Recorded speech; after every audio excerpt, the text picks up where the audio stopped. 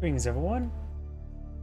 Please give me a moment to make sure the live stream's set on up. It is going. Twitter appears to be going.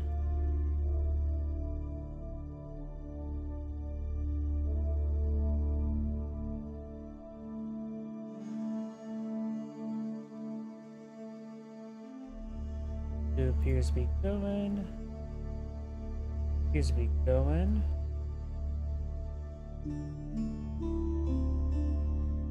Like Rumble's going in as well. Just give me another moment to make sure everything's set up. Just want to double check my.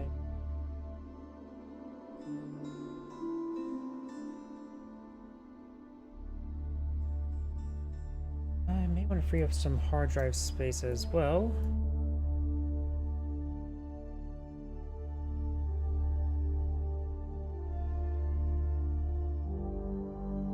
Or there we go. That's good. Oh, let me just check my other computer.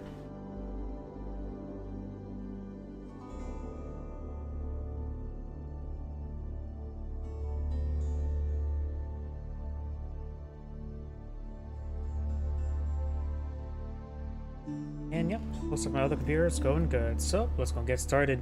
Let me first find a replay. There was a patch, right? Let's see. Patch was September 26th, so I have to find replays within the last 4 days. So that may be a little bit difficult. Now let's start with the top of the leaderboards.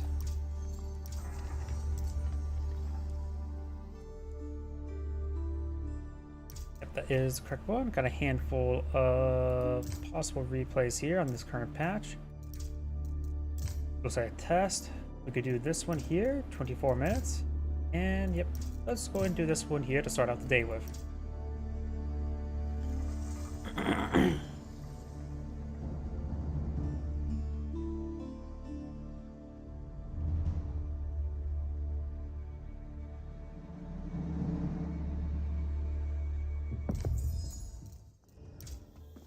Greetings everyone, Angerade here for another HPowers 4 replay. As well on top left side as the blue Delhi Sultanate, we have Beastie. Small on bottom right side as a red Mullions, we have 3D printed B. Let's see now, Mullions versus Delhi Sultanate. Delhi Sultanate does have access to free research, just takes an extended amount of time. But of course, free research does add quite a bit of time, and you don't have to worry about the hassle of getting resources, building the structures and all that. Well, still have to get the structures, but taking time to collect the resources and then spending them on it.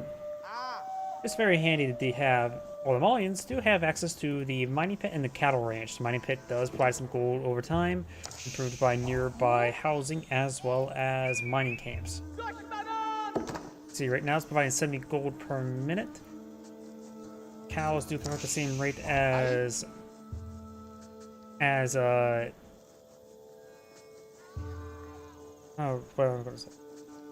Cows can be collected at the same rate as 8.1. Sorry, I'm a little bit out of it.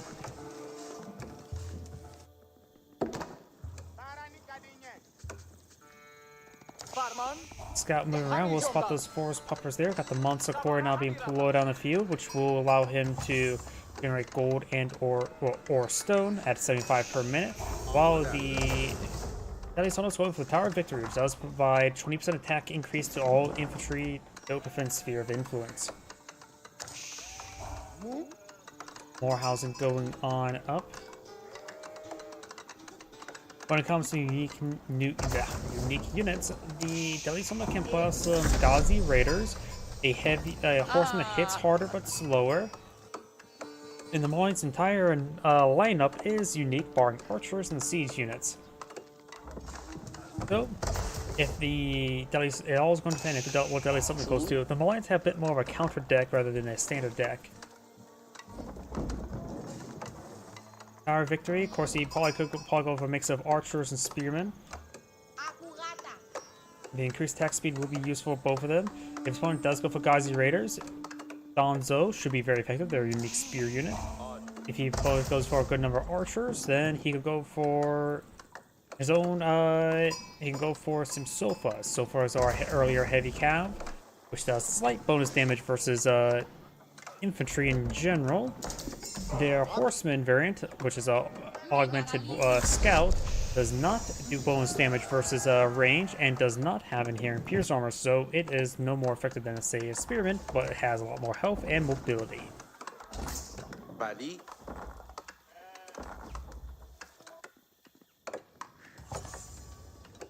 Got quite a bit of wood being cooked up by the Molian player. I wonder if he's going for a second town site. There's a large number of villagers here on the wood. And I'm going to switch over to the Molian player there because I don't want to see those pop-ups saying, please build more scholars. I don't want to see that the entire time. So someone's going for a large number of research. Looks like neither player is eyeing for any sort of military unit whatsoever. So let's go ahead and fast forward a little bit more. The bears here are almost completely claimed. The Molian player had found a good number of sheep. Looks like the Molian player may have found a good number of sheep. And I do have some cattle ranches being pulled on out, so he now has one ranch filled with cows. The cows are affected by the cattle ranches are affected by the food and collection rate research. I do have a good number of Ghazi raiders and a scout now advancing on forward. Their torch damage is, I don't think anything particularly high. It looks like pretty standard. I do have a second mining pit next to the first mining pit, which will of course make it ease up depth, but also can make it so both get knocked down at the same time. Same thing over here as well. Got some Dons on field. Dons is of course a heavier spearman. They do cost 10 more wood. They do also have a javelin throw ability there to get a little bit extra damage. There's just too many horsemen here, or Ghazi raiders. This house will be burnt down. The Molian player does have plenty of population housing at the moment. Another javelin throw there. Now it's bringing 2 Donzo. Donzo do also have 1 inherent melee armor. Don't have any hardened Donzo boosters at the moment. Dying for a good number of barracks to try and get out a bit of a response to the Ghazi raiders.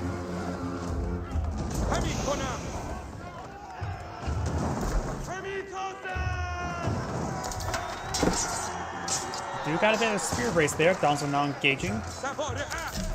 Gets a good focus fire there. Another javelin throw there. If he's able to pull back the Ghazi raiders, he can heal them back up by nearby scholar. Does get one javelin throw there. Another javelin throw there, and allows him to take out that horseman before Ghazi raider before he falls back. The javelin throw. Oh, apparently the javelin throw does do bonus damage versus cavalry. Did not realize that. And it's classified as range, and you can see here. So that was 14 damage minus 2 armor, pierce armor of the Ghazi raiders. Allowed them to get exactly the right amount of damage. I wonder if this is a combination that using Donzo or hardened Donzo, that they had the exact right damage to fight Ghazi raiders. We know how cattle ranch is being put on field. The sheep bowl are still being collected. It does have a scholar on top at this point. He is probably going to eye for the... Yep, there's a capture secret site now. Of course, they do have to get a research for that. They do got a good number of Ghazi raiders moving around.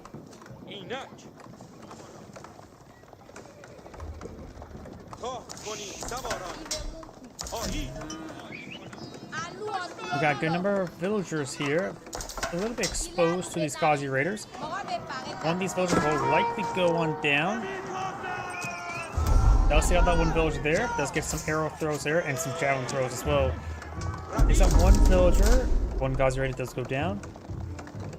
While the Malian player does, the Deadly Sultan player does have free research. The Malian player just has straight up resources gathered, so it's comparable at this point in time. The long game goes on, the more favorable is probably for the Malian player.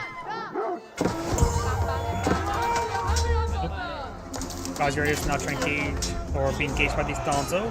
This is not a good hit there. A couple good javelin throws there as well. And looks like he's going to lose all those Ghazi raiders. We do have a couple of Donzo going down. Actually, that looks like archers and the spotty warriors. Does see his opponent has some archers. Looks like they may have been javelin troops.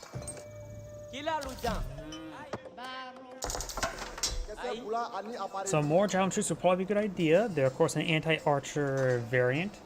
anti-range, not even variant, just anti-archer. They do have 8 damage plus 4 damage versus range. They have 3 inherent Pierce Armor, even higher than Horsemen. They have the same attack speed as Crossbowmen, however, but their higher base damage actually makes it a bit more effective versus higher Pierce Armored units, such as Horsemen and Mana Arms. So they will be able to, they're good item complement the Danzo to engage archers, as well as able to provide some better fire support against the Gazi Raiders than regular archers. They do also have 6 range rather than 5 as well.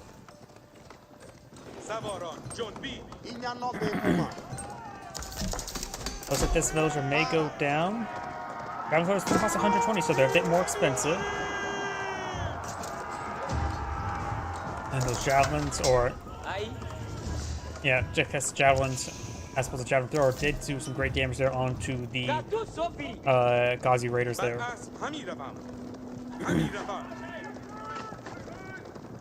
Now these Gazi Raiders are pushed back in the corner.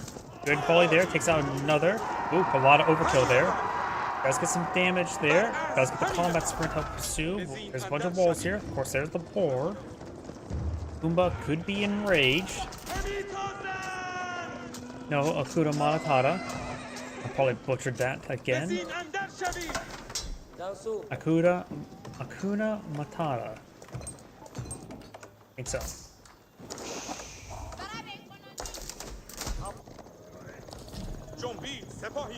Good number of archers here. The course improved by the Tower of Victory, so they have a good attack speed. At a 1.37.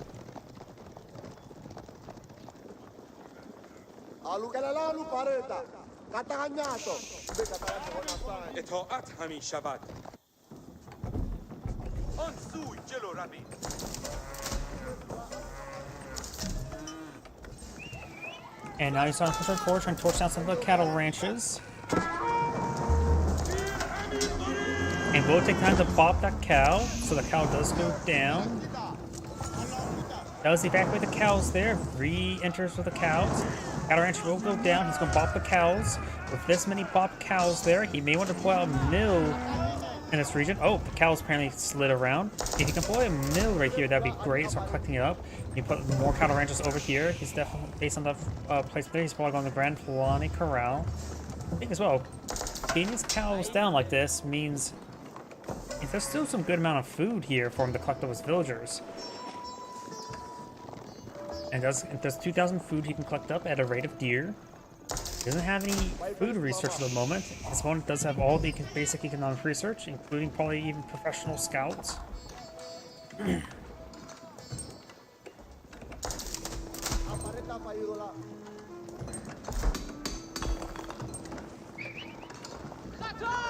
Villagers now falling back. There's a good number of these Gazi Raiders advancing forward.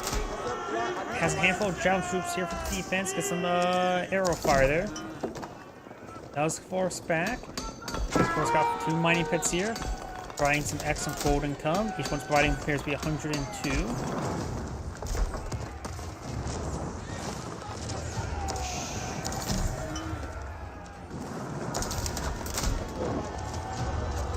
Good amount of javelins have been thrown there. Oh, that's a lot of javelins for that one. That's no longer a horse, it's a porcupine, a dead porcupine. Javelin throws advance on forward. Danzo's go get a small spear brace there. It's good for spear volley there. He's at to whittle down those archers. I think it's a bit overkilling onto them. Let's get some good hits there. Does find himself in a nice urban environment there, preventing the horsemen really close on in. Javelin throws getting focusing down those archers. Another one, the housing does go down there. And now the Danzo's trying to advance on forward. Good number of these archers are quite wounded. And those archers are going to go down. He's going to let the archers go down so he can focus on these javelin throwers there with the Gazi Raiders. Danzo do pull back, trying to hit these Gazi Raiders now. Javelin throwers are being micro back. Got some villagers in the mix. None of those villagers did go down though.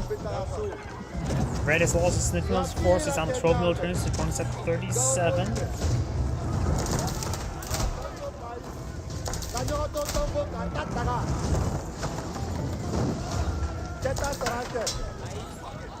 He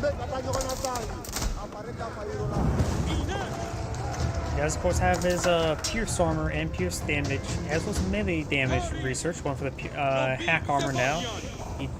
The Malians still have their Pierce armor and damage, as well as some hack armor, not the Pierce damage, or the hack damage. So now the Compound Defender not being researched by the Deadly Supplement player, which I believe will also deploy out his stone-based buildings for cheaper.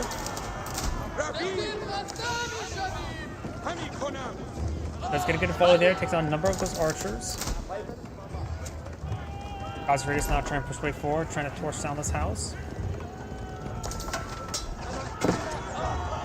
Good volley there. Javelin throws now advancing forward, or Donzos.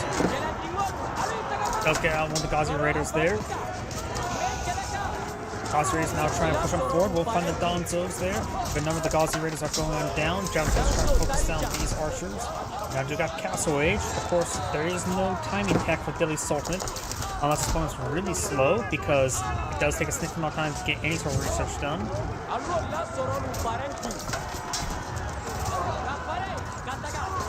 Let's get a good volley there. Donzo's now engaging on in.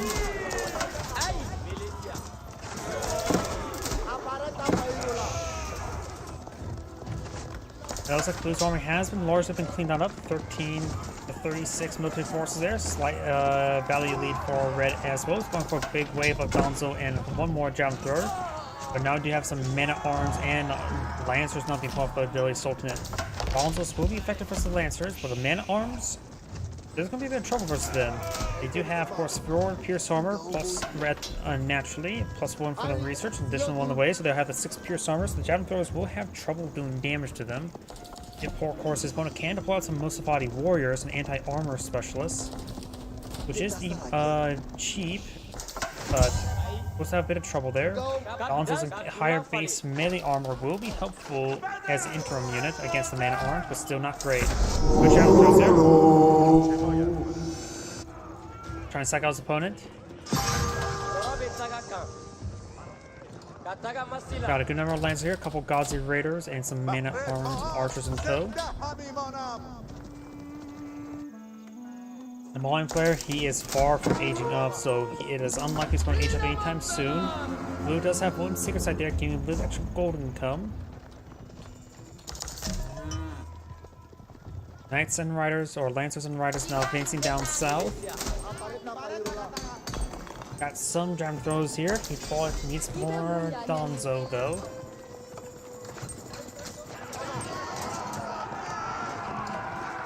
He's probably gonna go to Grand Fulani Corral. He's cleaned up the rest of the downed cows.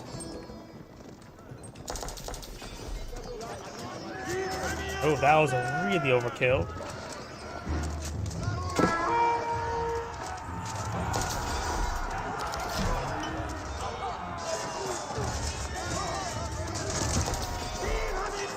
Got some man-at-arms now mixing in. They have 13 damage, 5 melee armor. Finishing off some of these archers there with the Javelin throwers, but I think he's a little bit overkilling there. Red's force will have trouble with a quality issue. It has a small number of units, but higher quality, thanks to all the man-at-arms and to the Lancers. He is going for a handful of Musafati warriors. I still say it's a good idea to mix in some Donzo there, just simply for the anti-cavalry benefits and some spear braces. Maybe a 50-50 composition would be good. Donzo are still better against Lancers than Musafati warriors. Of course, Musafati warriors are much better versus the man-at-arms.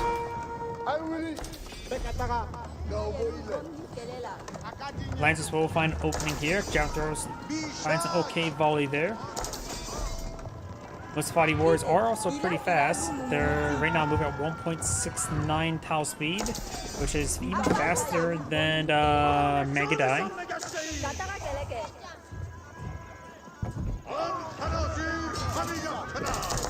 There goes another Lancer. A couple archers here. Of course, got the men-at-arms in the reach as well. And they do have, of course, increased attack speed, making them much better.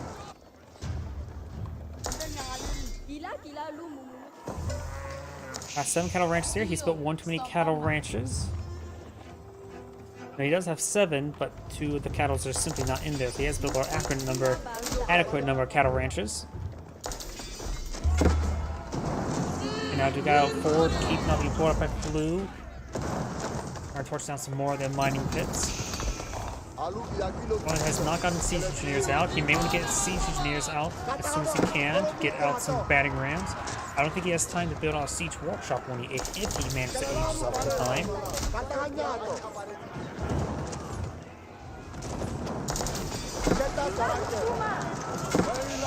Only man arms to go down there. The Spotty Ward does go down as well. Kandai Ward, the Musfati Ward is now engaging on in. There's a couple actually Donzo still alive here, very good. He has mixed in a couple more Donzo. Although Lancer does go down, Jamfro's firing away. More archers for Blue is still a good idea because Musfati warriors are still light to melee, so they will see bone damage from the archers. Musfati warriors just may want to fall back.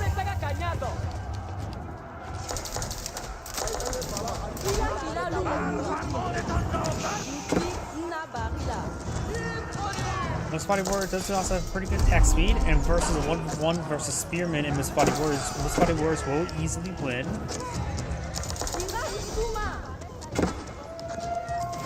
Now I do have a keep here, providing some good fire support. This mining pit may go down, will likely go down. Blue is now captured every single sacred site.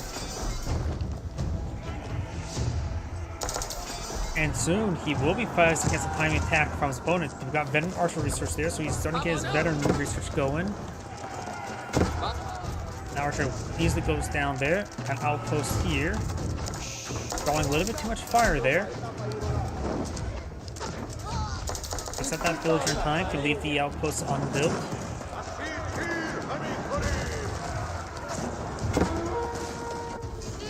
Now you have the Musfati warriors getting a bit of harassment there, but of course there's an adequate number of archers here. His opponent has brought out crossbowmen, thinking his opponent's going to go for some sofas, but it's simply not the case.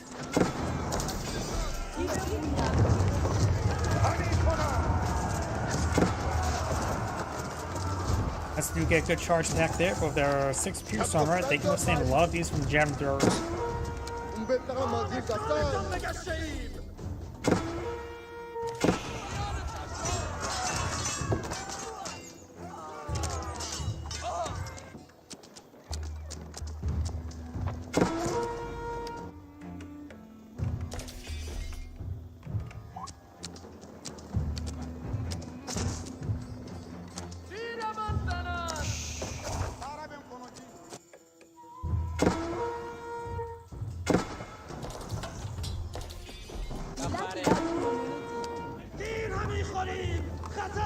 Man arms still move around. Do now the forest puppet's being claimed on up. He does have some farms on the field.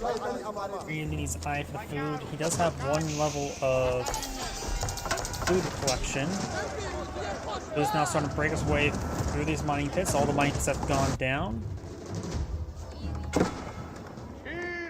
So his golden come will come to a stall.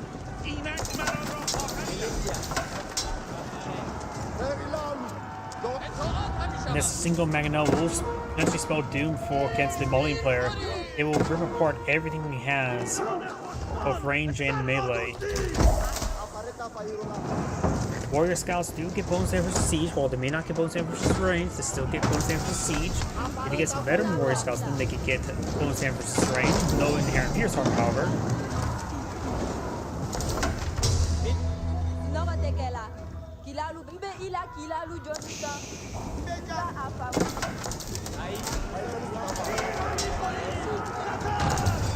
Lancers now advance on forward. Got a couple Donzo here. And the Mullion player has spent his gold. He is not on age up. We got a couple crossbows here. I'm not sure why. These forces will quickly go down. Mangonel rolls a miss there. Jab throws firing a volley there. Some spear brace there. Donzo now engaging on in. Donzo received a nice hit there. And Musfati warriors will find a couple hits down to the Mangonel, but he does not take it out. His force now seeing massive fire. Mangonel finds a massive hit there, taking a good number of javelin troops. Blue now has a larger army and a severely high quality there. 3 times the value. Musfati warriors are falling back. And looks like Red does back up the game now. This ends great saying, thank you for watching, and on to the next replay.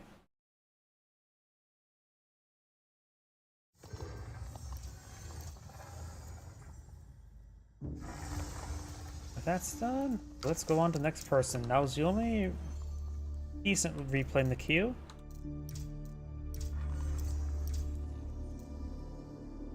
One... Nope, too short. 5 days ago, so that's from the previous patch.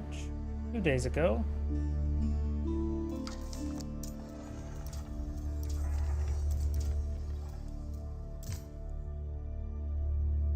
$15 minutes. 28 minutes. That should work fine.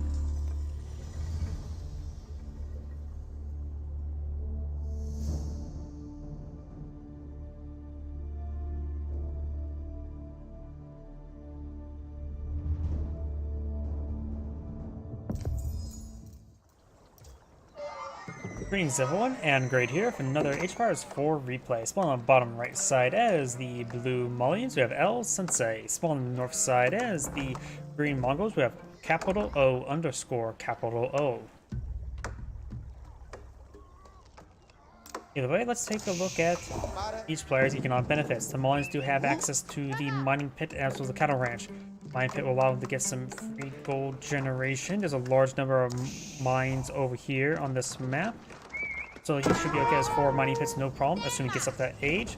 But we do have, looks like an early gold, not early gold, early dock on the field, item for some fishing boats. Additionally, later on, they can get out some cattle ranches to get some free food. Maybe a good idea to go for fishing boats and cattle. Could be a good, decent combo. Mongols. They have a couple unique benefits. They don't require housing, and they have the OVO. The OVO, they're limited of one entire field. It is comparable to a single mining pit, but does not. You can only build one, which causes a really minor benefit the longer the game goes on. But of course, can deploy out ×2 spearmen and other ×2 units by spending a double the amount in soul cost of stone in order for faster production. He is eyeing for a couple spearmen now, and the nice thing about Malians, there's a lot of potential raidable targets. We do now have the Spearman advanced support. Donzos do have 1 melee armor versus the Spearman. They do both have the same health, but the Javelin Throw and the 1 extra melee armor will be very handy. Now the Donzos here in good numbers. Now the pair of Spearmen now being employed in the field. He needs to fall back. He can't fight against 2 Donzo. If the columns in the region, he may want to use a speed arrow to help him escape. And now Green's eyeing for an outpost here. Villager does take a Javelin Throw. Regular Donzo's Javelin damage is 5, nothing too significant. It looks like Green is going backing on off, and now it's eyeing for his Doctor Zone. 5 is the minimum number of villagers you need to maintain fishing boat production. I would probably recommend on this map maybe go for 7 or 8 villagers on wood to collect enough stone for your boats, as well as be able to get some housing or other resources and structures as well. Oh, and it looks like some of these sheep got bopped pretty far. That's been an oversight on blue.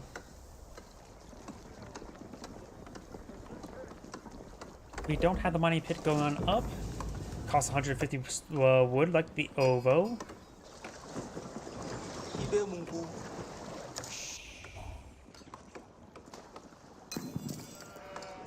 You guys have been popped over there. Got some sheep will now delivered to the Mongol player.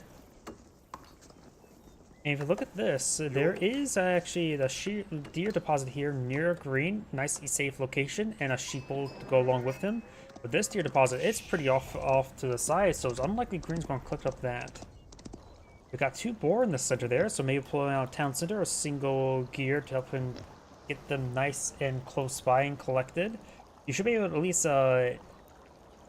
aggro 1 boar into the other to collect them both at a reasonable spot.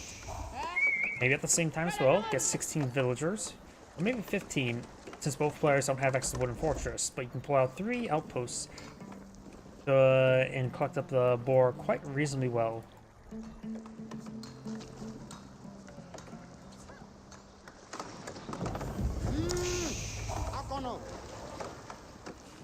Either way, let's talk about what things they can deploy out in Feudal Age. The Mongols have access to unique units. The Keshik, a decent, cheap, heavy cav, and the Magadai, a horse archer that has basically no use the entire game.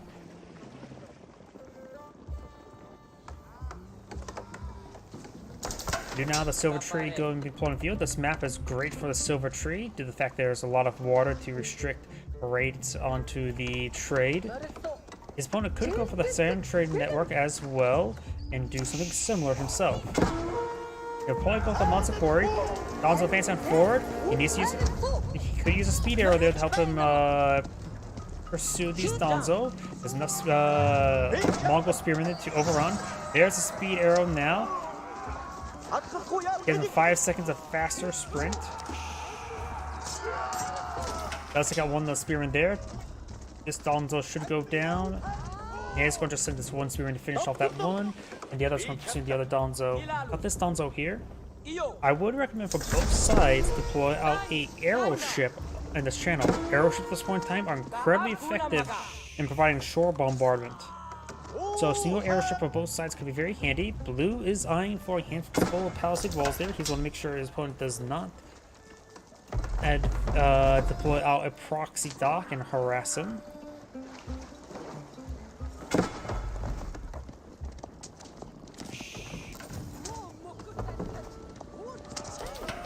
Now the Hardened Spearman and likely the Hardened Danzo research afterwards. The Hardened Spearman will increase the health of the Spearman by N and give him +1 damage, which will counter out the +1 armor of the unupgraded Danzo. And also overall the Hardened Spearman will be slightly better with their increased health, but that javelin throw is still very useful nonetheless. Attack speed 1.88. Yep, same attack speed. I wonder, can you pull out a gate there and let your fishing boats travel through the gate? I always wonder that. The Mongolian player has now aged up.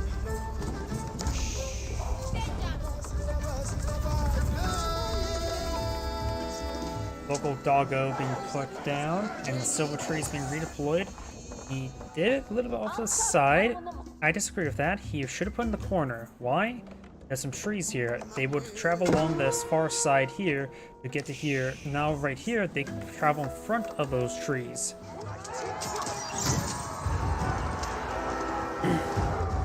There's just a speed arrow there. Looks like there's an unsuccessful dock. Green does pick off that villager. And now you have an aeroship here, which will provide excellent shore bombardment. Mass spearmen, mass archers will have significant trouble with archer ship, especially if they're next to a dock for health regen. Even then, it will take a massive number of archers.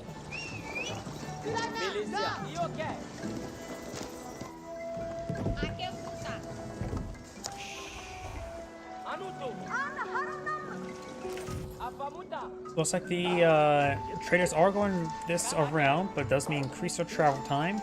I would still say putting it right there is better.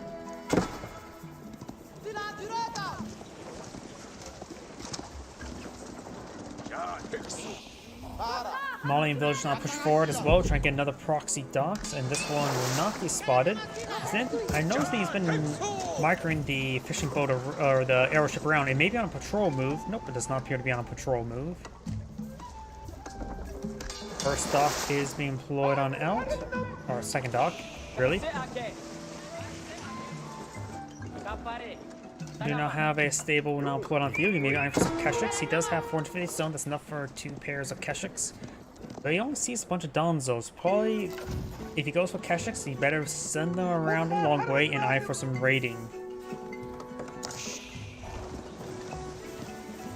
Oh, I think it's a bad idea for these Danzos to be pushing around over here. It may get his stock revealed. Ah, he's going for a transport ship. And we have to remember, Mongolian transport ships do have an auto attack. can see here, no combat and all that sort. The Malian ship really needs a unique symbol right here, because the Malian transport ship, when loaded up, does have an attack. It has right now 7 javelin damage of... Oh, got fire ship advancing on forward. Connects. It doesn't do bonus damage. Fire ships do bonus damage to Springald ships. And does go ahead and dismount there. So it does do 7 damage per javelin. I didn't take a look at the attack speed, but let's just say it appeared to be had more than enough damage to take on the archer ship. And we got another Springald ship here. The arrow ship took a bit of a beating there. Fire ship now advancing forward. That should be enough to help finish off the war canoe. And blue's eyeing for some palisade walls over here, trying to secure up most of the map. And the fire ship having trouble advancing, being interrupted. And he body blocked it. He needs to destroy that ship there, but did splash down the fire ship, took it out. We got this archer ship now here.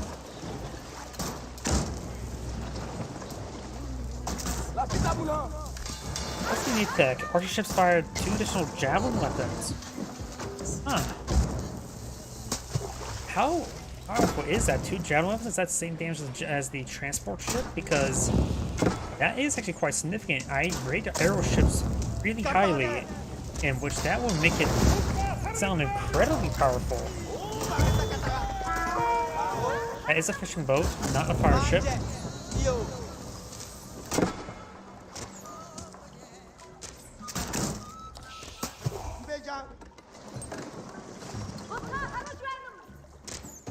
He is eyeing for a fishing boat there. He must have a macro playing, or he has a hotkey he's hitting, because right now, that is really bad. He's now losing 2 free fishing boats here.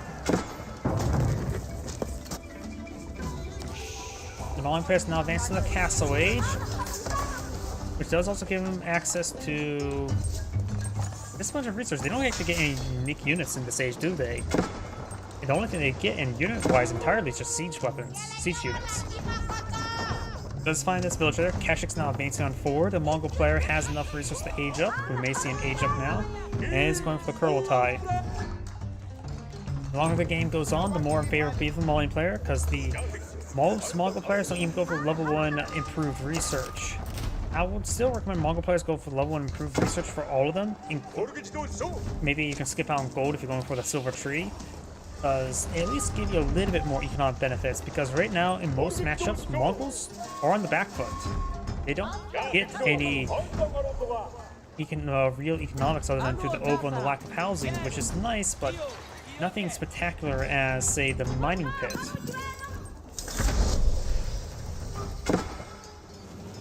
Castle Age is now completed for the Mongol. He went for the Kurultai. A good defensive spot would be right here in this choke point. A good aggressive spot will be here in this choke point. In my opinion, the Kurultai is good for as a defensive emplacement or a siege camp. And defense, it does amazing well, getting plus 20% damage on defense, in which your units are generally better positioned. And plus some health regen. It is very nice for a defensive landmark. For offensive, I find it best for a siege camp, since the plus 20% damage also applies to siege weapons. Perfect for your attraction trebuchets, which are cheaper, attack faster, and but they're much weaker overall in DPS against buildings at least.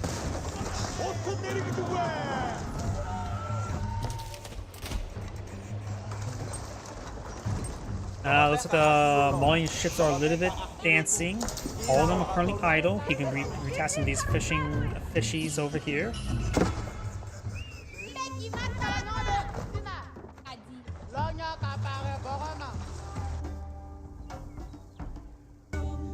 Wait, did that villager just go down? Oh, there was a Springald outpost here. I just must have picked off that villager.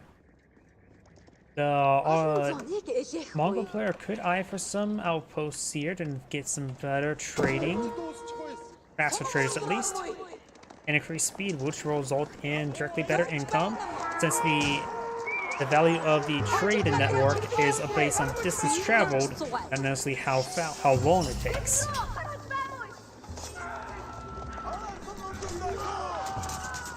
Archers to go down there. There's too many Donzo here for those sketches to engage, and all this force will just simply get overwhelmed. Mongol player, he's going to lose his Snipnow's army here. He can retreat back to Kashik and somebody spearing across the Control walls. Spring Gold ship able to find some fire support. Just a regular scout here. You have some mana arms not being pulled out by the Mongol player. Very nice. It's out one villager.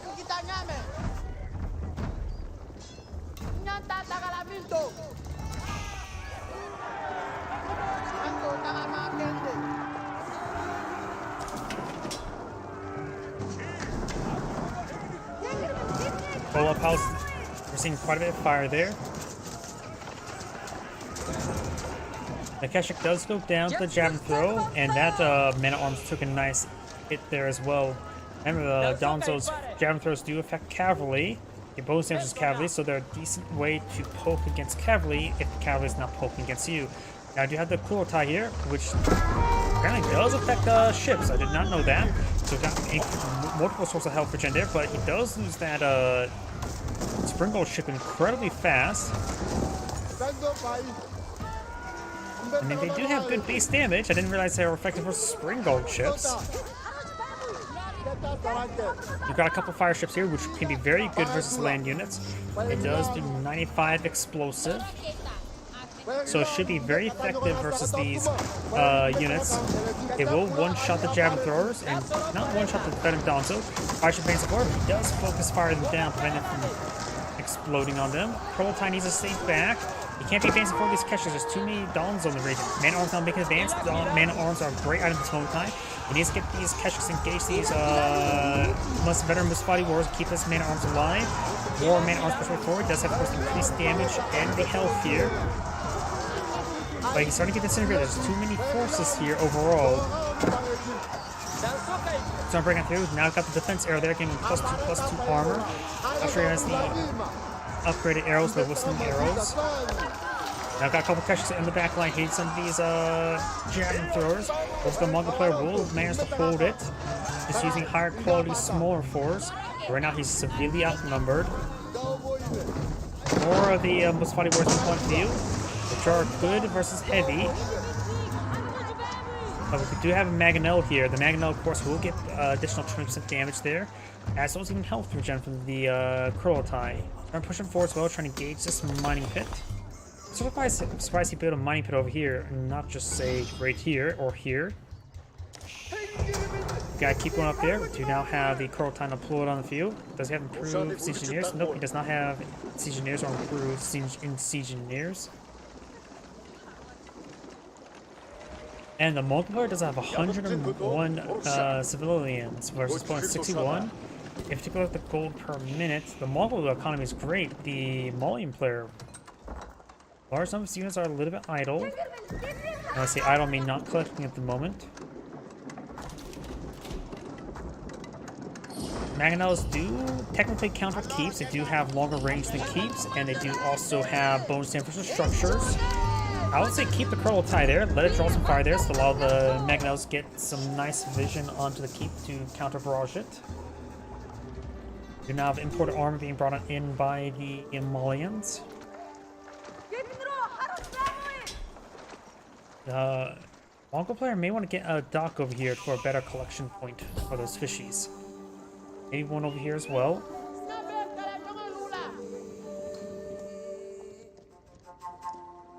We have 16 traders here, so he has maxed out trade network, getting 6672. And the javelin thrower gives a good volley there onto those fishing ships. Wait, +8 versus range. Does that apply to Spring Gold ships? Does that count as range? I know it is technically range, but does that count as range when it comes to bonus damage? Either way, do not got a traction trebuchet with bonus damage, now engaging the keep. He doesn't really have a front line here. He does have some archers, very good. Some man arms, archer man arms with Mangonel support will be very effective. With maybe a third of Mangonel's order, which get to 3, it really does put dents into armies.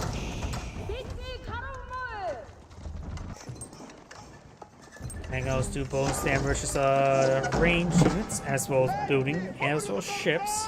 But still better to use Spring Golds against ships. Musfati Wars camouflaging the way forward. And they do get revealed there, and now they're going to be hitting some of these traders. One of these traders inside of the town center now. A couple of them do go down. Good harassment there. Fraction Trebuchet now pushing away forward. You got now a Spring Gold.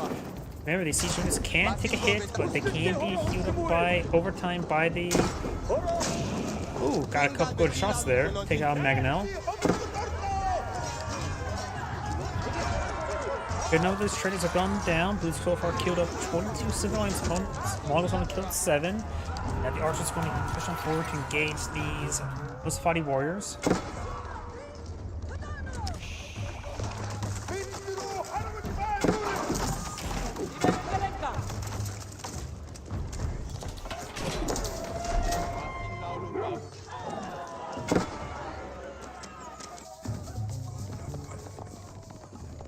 We do now have these Keshiks now advancing on forward, trying to engage these villagers. A couple of them could go down. If they did break through down here, these Musafati warriors will go down. But now got Blue has a mass assault here. He has 2, or just 1 Mangonel. Sprinkles farm against Sofas. And arms, of course, not a hard counter to the veteran Sofa, but thanks to nearby Curltide has a large damage increase. Does have some, does have an outpost here. He does not have Yam Network research. He may work with Yam Network there to get speed bonus for his infantry to engage. And Green is, Blue's not paying attention. Green is getting some significant damage on these villagers. He doesn't have textiles research either, so he's losing almost every single one of those villagers. Only 2 of them escaped. And that puts him, Green's now killed 25 villagers. Granted, overall, Blue has killed higher quality villagers via those trade caravans.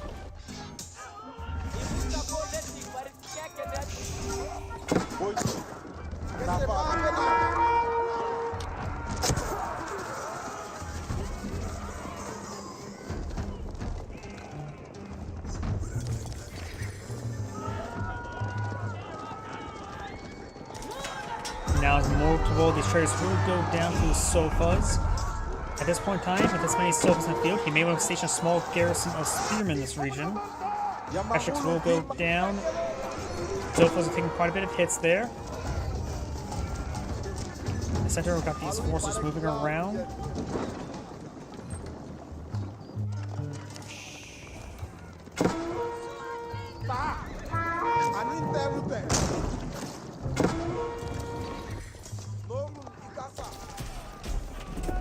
And the Sofa still in the region. I'm not sure. He pulled back a little bit too far, a little bit too long, and now some of these traders will go down. Keshiks now engaging.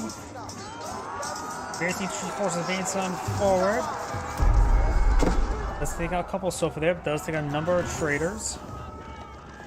Now do have the White Stupa being put on the field. First, I think the Cognitive Palace is much better, provides higher quality, provides more value over time. The reason why I say that is the White Stupa provides you 240 stone per minute. The Cognitive Palace, I think one of the deployments is, for example, is 3 or 4 nights. I forget the exact number. In which it does provide that either 50 or 60 seconds. Can't remember that exact number either. Each individual night is worth 240. And the White Stupa provides 240, so you have to get something that's 240 times 3 every 60 seconds, or 240 every 60 seconds. So the Cognitive Palace provides significantly higher value in my opinion, but a lot of people like the mass towers for the Mongols. In which, let's take a look on the Ovo, see what research he has gotten. Now, of course, now there's a new research that packs Mongolic, giving plus 300 health and 3 fire armor to outposts. For 1,000? Ugh, that is far overpriced.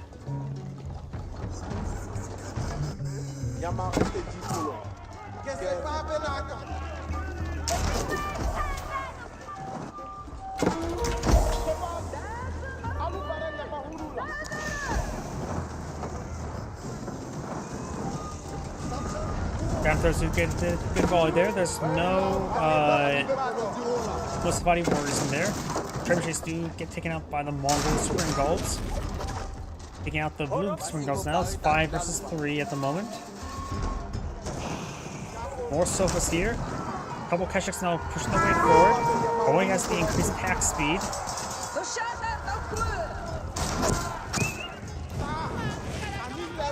Of course, down that outpost, I don't see any outposts to improve his trade network, so I'd say it's a bit oversight. Man-Arms now engaged these Gonzos. Notice these Man-Arms will get cleaned on up. More Trader Stone going down. Good charge there, but there's too many sofas for the Keshiks to deal with. And now do got a good number of crossbows here, getting some big damage there on the sofas.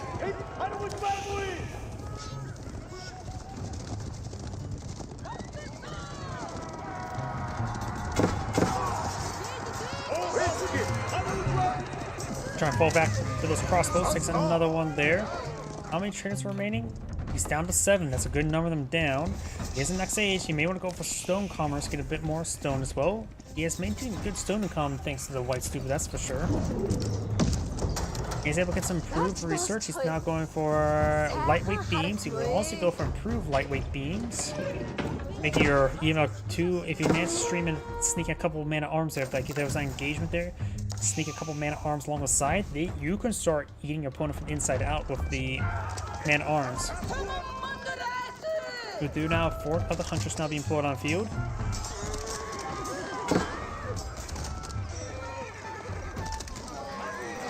Looks like the sofa's finally being cleaned on up. Going for more traders, very good. 4 other hunters being placed in the center, which does allow the camouflage effect for all units, and the Musfadi warrior and gunners get a first strike attack.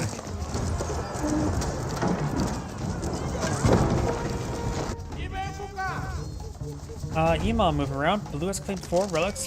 Green should really eye to pick up these relics because going for Tithe Warren gives you a little bit extra stone. We do have some Mongol hand cannoneers, very nice. Like all hand cannoneers, they're good, but expensive, but good.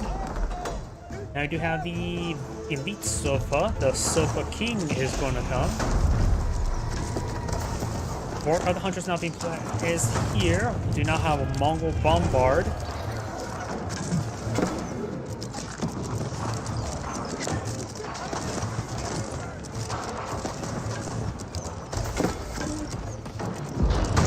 Bombard has now put a hole into the keep. The 4 of the hunters doesn't have any additional health. Man-Arms trying to decapture the sacred site. Blue has captured both sacred sites right now. Man-Arms are started going down here. Got the archers advancing on forward.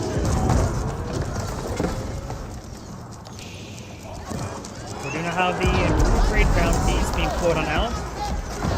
More will win more, so if he starts getting his own industry, his buildings, infrastructure, he can get some good amount of money. Right here. This will make it so it won't pay for itself, pushing all that stuff down, but it won't only pay for itself. More folks being put on the field. Sofas do bonus damage versus siege. Not siege, infantry. Not necessarily siege, but it's just good damage. Both sides have 37 military units, so they're down to minimal. It's definitely a higher quality force for the Mongols, with a sheer number of siege weapons, hand cannoneers, crossbows. And looks like the Malian player does back out the game.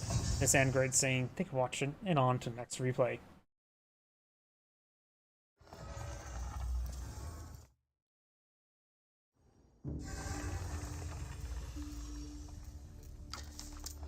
Let's see if there's any more replays.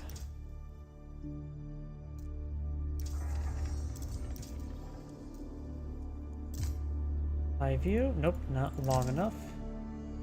Empire Wars. Oh yeah, unpublished mod, 0 seconds. Let's do it. Empire Wars, I know it's a game mode in Age of Empires 3. I'm not sure what it means in Age of Empires 4. Could do this one, 20 minutes.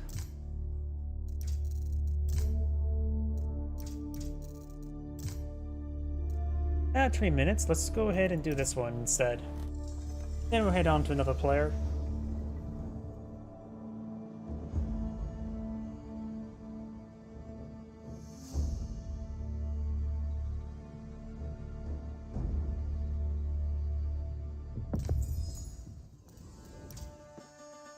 Greetings everyone, and Grade here for another Age of Empires 4 replay. Spawn on bottom right side or top left side as the Magenta Holy Roman Empire with really unskilled. Spawn on bottom right side as the blue French with El Sensei. Economic benefits. For the Holy Roman Empire, they do have the prelate. They make certain villagers have 40% increase. Though I would say that there is a potential that there would be another massive economic benefit coming from the Aachen Chapel. Aachen Chapel is a landmark, in my opinion, the most powerful H2 landmark in the game, giving plus 40% collection rate for nearby resources. But next is putting it right here, which will give them X amount of gold, stone, and some wood to go along with it. And then once they're all collected on up, you get farms with good collection rate. A very powerful and flexible landmark. And the French, for their economic benefits, is they get additional villager production speed. It's like 10, 20, 30, 40%, I believe it was, a faster villager production speed. So you do get a slight advantage of villagers. Nothing too significant, but it's nice to have. And we have the Aachen Chapel being pulled out on the front line in an area that I probably would disagree with, and I do disagree with. This is much better to me. Of course, we'll let him get some good collection rate with the berries, as well as some wood. If you want a better food collection rate, he can always bring up the sheeple to it. The French is signed for the School of Cavalry. Gives you a stable, and all your stables produce 20% faster. I say the biggest thing about this landmark is the fact that it is simply a stable. So you don't have to spend time to task villagers to collect up wood to build out units. By the way, let's go ahead and talk about the H2 unique units. The French has the Royal Knight, a slightly better knight, and also available in H2. It has a little bit extra benefits, as well as a bit more what I call devotion.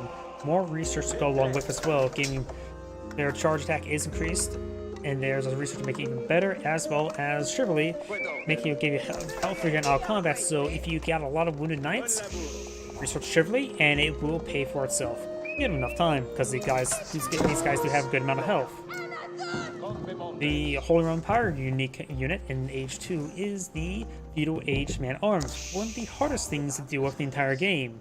Because in Age 2, most factions, nearly every single faction in the game has something that does not have something to engage strongly against the early Man-at-Arms. Sure, you could say that some factions that get heavy cav, like the French, can deal with them a little bit better. But I disagree, because they can just mix in some spearmen along with those men-at-arms, and voila! You got something that the Royal Knights can't really cage into, so likely the French composition will be Archer Knights, usually because they don't want to deal with spearmen. The Holy Roman Empire player, I would assume he's going to go for Archer, Spearmen, and with some men-at-arms mixed on in. Spearmen to engage the Knights, Archers to engage the Archers, and the men-at-arms to be the actual powerhouse unit.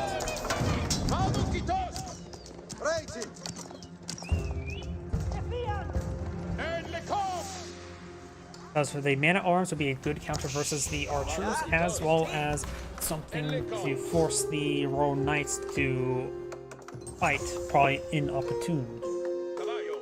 Additionally, the Holy Roman Empire player does have probably the best man-at-arms in the game, with 2 pair of Castle Age upgrades to make them very good.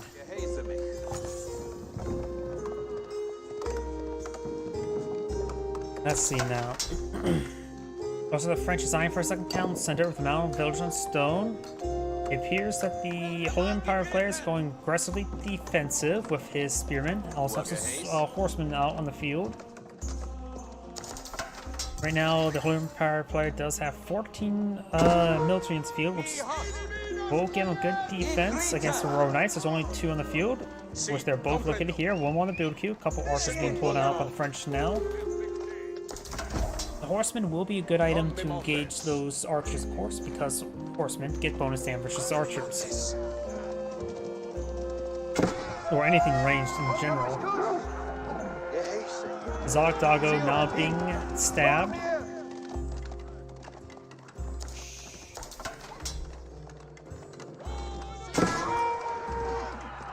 I do have, looks like another town center being pulled out And actually, look at here. Now we got the forest puppers. You also got the Pumbaa. Villagers now standing the ground, trying to shank some of these spearmen. He does not have enough archers to hit these spearmen. He does cancel the town center there as well, so good harassment there. He's decided to retard pass onto these forest puppers here, but this was actually a really good spot with Pumbaa and the forest puppers there. That was a great source of food. After all, Akuna Matata means he has a wonderful amount of meat inside. Right? And I'm probably butchering that.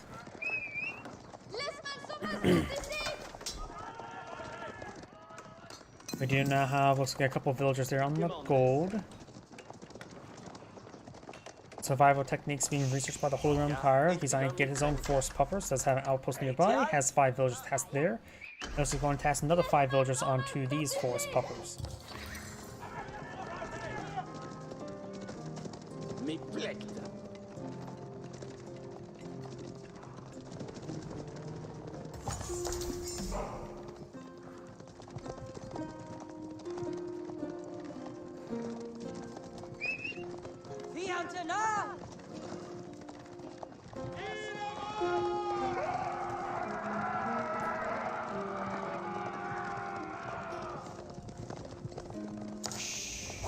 Royal Knights now making the way forward with a scout in tow. We do have an outpost here. Not enough room for all these villagers, however. He does not have arrow slits to research. Local doggo demands head pats. And we do have a good number of villagers here. A handful of archers here as well. Spearman does not go down. There's a good number of spearmen here trying to chase down those knights. One of Blue's villagers do go down. Huh. I know he has had a second town center, but I don't think there was enough time to build this many villagers. Maybe it was.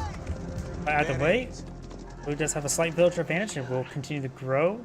The Golden Empire players about ready to get to the next age, collecting up these berries.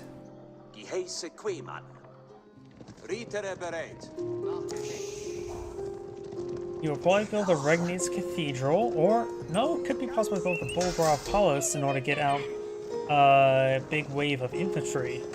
Both are possible. French player is pretty far from aging up, needs a lot more gold and food.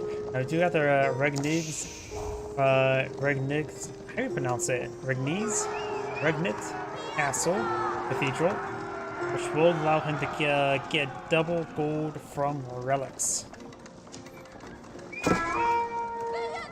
Who's now advancing forward with some archers, showing that Mill who is boss.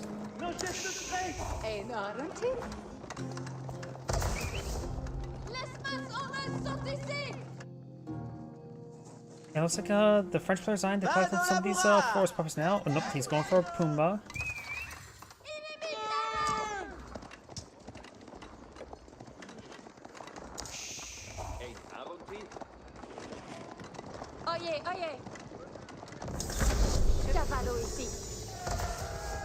The cathedral's now up, and now he can collect up those relics. Villagers may receive some fire there. He does have textiles, which prevents the 1-2 swipe of the Royal Knights. Maybe a good idea to go for the hardened spearman or the veteran spearman research as well, or something to also engage these archers. Regular Knights on the right now would be useful. He does have 3 on the build queue.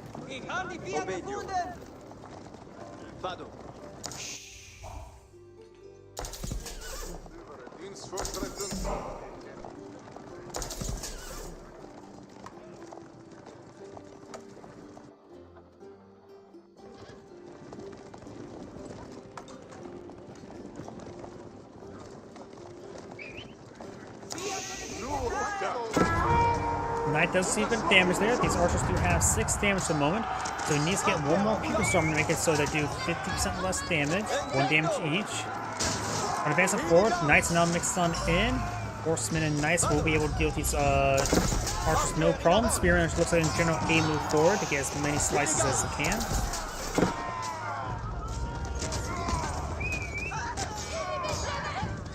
Knight now advancing forward as well, trying to find engagement on the Royal Knights. Of course, he will get easily overwhelmed if he's by himself. Spearman, of course, now engaging these Royal Knights. Prelate now getting some healing there onto the Knight, keeping him alive for now. And it looks like that Knight does stay alive thanks to that Prelate. Magenta's picked up one relic. Blue's now advancing forward some Royal Knights and Archers here. Regular Knight advances on forward.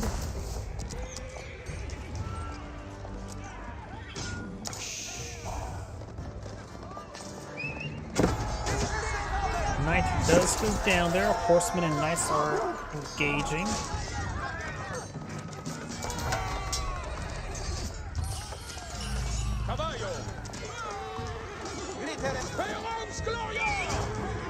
And some good damage there. Knights and Horsemen are falling on back.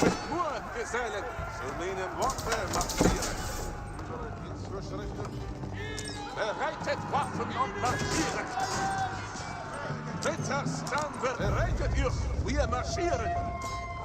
En les camps. Bereitet euch, Gesellen. Lower Empire player is actually pretty low on food at the moment, so he will need to collect up some more. Or he is collecting more. Got berries being collected up as well. They're still playing Forest Puppers. So it seems like his food was unnecessarily low for some odd reason. Food income at least, but that looks like it has to change.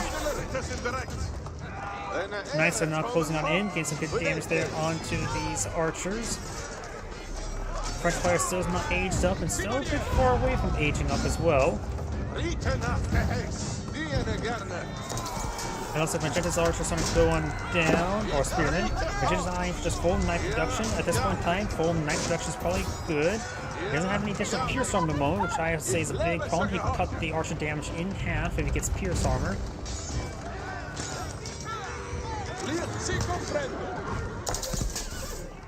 Some of these Royal Knights need to fall back and get healed up by Chivalry. Gefertigt. Schönes Bilde. Another mill deployed out here in order to collect up the Forest Puppers, and now eyeing for a line of walls. Guild Hall now being researched.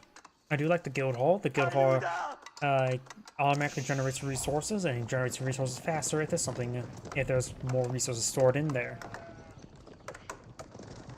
It's a great way to get a whole bunch of stone over time, so by the time you get up to Red Palace for the next age, you can get a lot of keeps as well.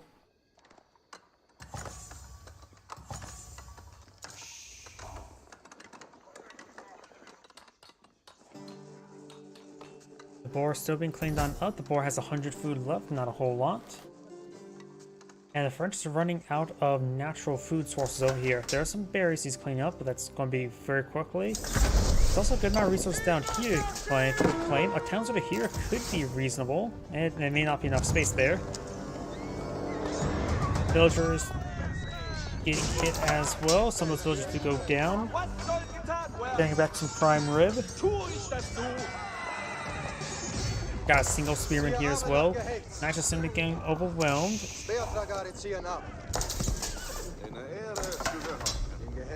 A good item to go along with the French Royal Knights is, against his opponent's Knights, is probably the Arbaletiers.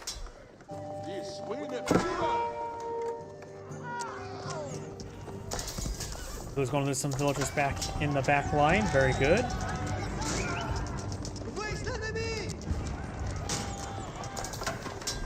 These Knights are falling back. We don't see the... Oh, we do see the veteran Royal Knight research.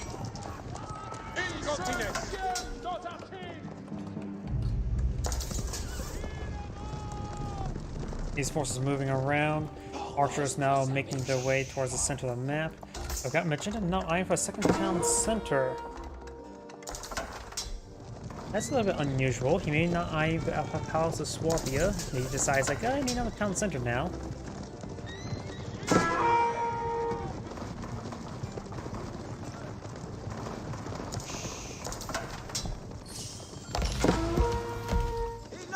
Looks like the spell will go down to the Knights.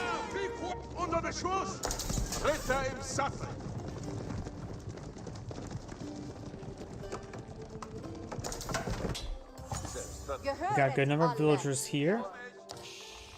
Idle, so it needs to be retasked. Not many deer left as well, so both sides need to start eyeing to go transition to some farms. There's a couple berry bushes here and another round of berry bushes here for Magenta Claim, but both players are running low on food resources. The French player does have a significant amount of wood sort of, so you can transition to farming, no problem. Villager does go down there. We do have a good number of spearmen here, but there's good number of archers in return.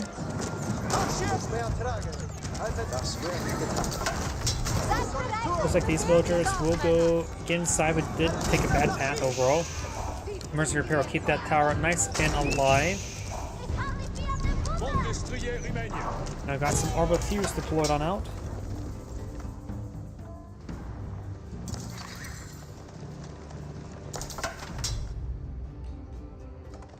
Ritter im Sattel. Ha, ihr edle Gesellen. Ich lebe so geholfen. So a handful of idle villagers. Oh no.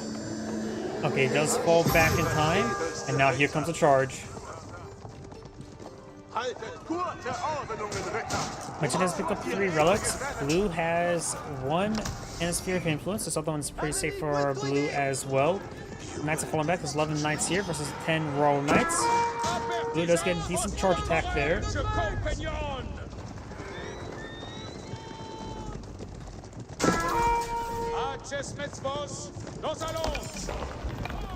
I wonder what resource is going for the guild hall. All these guys are charging. Guild hall. He's going for food. That's usually default. I wonder if he actually does want food. He could aggressively claim gold and then click on the button there if he wants to get enough food for his age up. Of course, this also means as well there's not a lot of food left on the map I mentioned beforehand, so that's maybe a good transition item until he gets enough wood for farms. That knight does go down, still got a Arbaletier in the region. These forces are really advancing forward. The knights coming for a flank. We'll get a decent hit on these forces with a charge back. So we're advancing forward, a little bit out of position there. This Royal Knight will charge forward. We'll find a scout. Looks like that knight does go down. We do have a handful of Arbaletiers in this army. Just 2. Scouts and horsemen, knights advancing forward. Spearmen as well.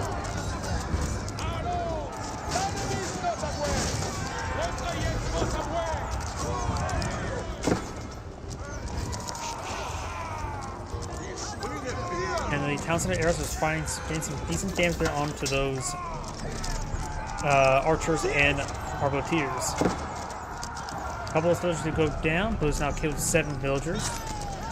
Spearman easily goes down there. Magenta has a much smaller army at the moment. He's only doing a couple of knights as well.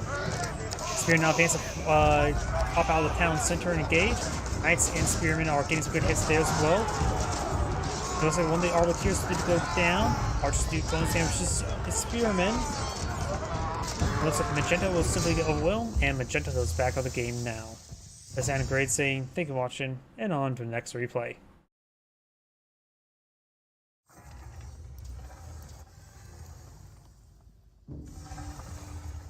Before I get started with the next replay, I do need to get a drink. I'm a little bit thirsty. One moment, please. Oh, it's one right next down my feet. That'll work.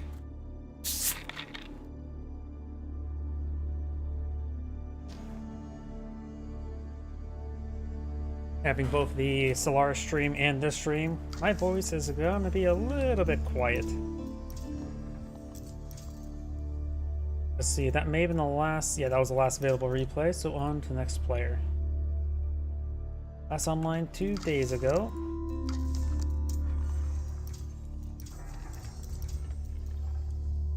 Not a lot of replays here. 16? Nope. 41 minutes. Let's do it.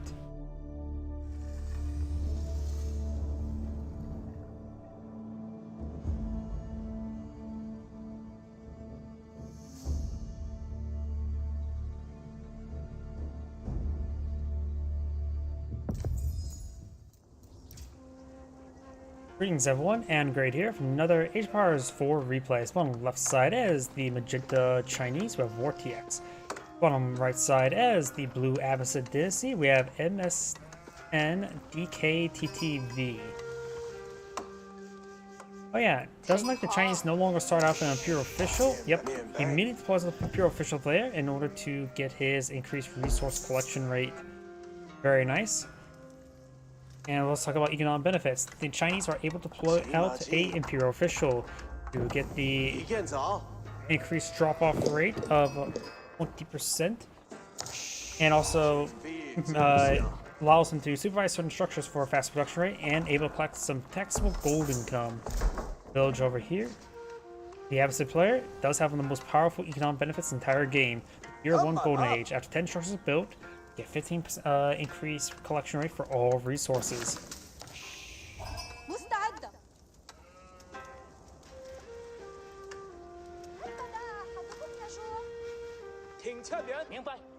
Either way, let's go ahead and take a see what sort of units we'll see in Feudal Age. Chinese corps can employ the Zinchnu, a effective crossbow, which is a very effective versus units with low pierce armor, versus the Camel Archer, a relatively specialist mounted archer that does bonus damage, which is light melee, like archers. However, it is slow, has horrible range, and very awkward to use. And probably not going to be useful in this particular matchup at this current rate. The Zinchnu will be very effective. Of course, the one good counter, of course, is the Horseman. So likely the Chinese player is going to go for Zinchnu Spearman. His opponent will probably go for Archer Horseman. Absent players can go for a large number of archers either way, thanks to the composite bow research, increasing attack speed of archers by 33% in Castle Age. And let's go and fast forward. I probably should have fast forward as well during the economic phase either way. Economic ring now being researched, so he's going to get the Fertile Crescent, can get the Fertile Crescent, reduce the cost of economic buildings and houses by 25%.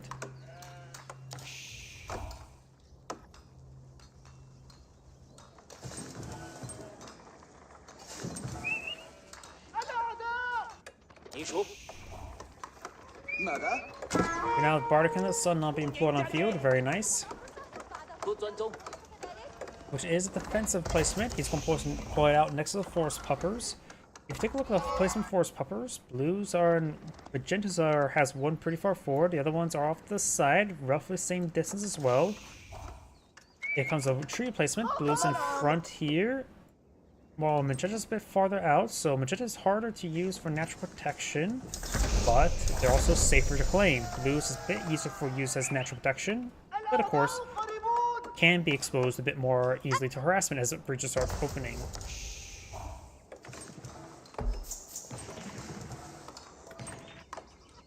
I hear the Bardic of the Sun. Oh, he's using the Bardic of the Sun to gun down the Forest Puppers.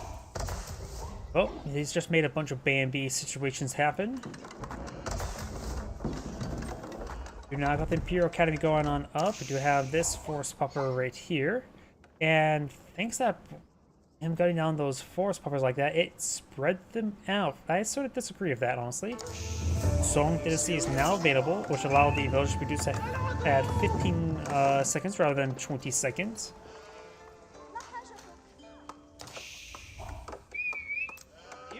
And now blue's eyeing for additional town center.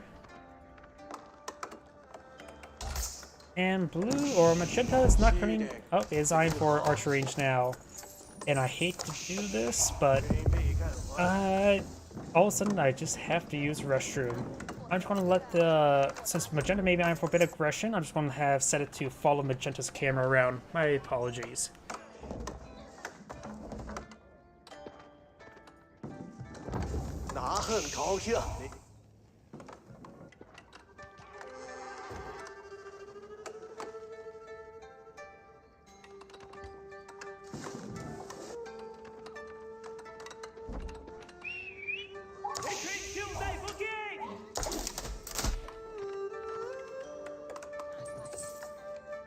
ما حاجتك؟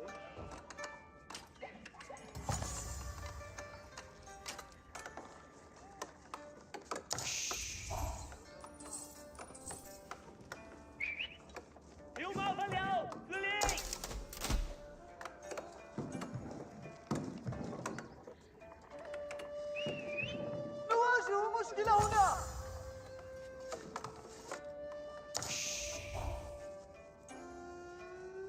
partage de...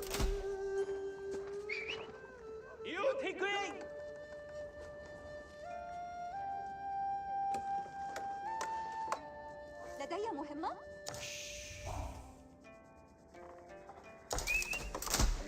نواجه مشكلة هنا!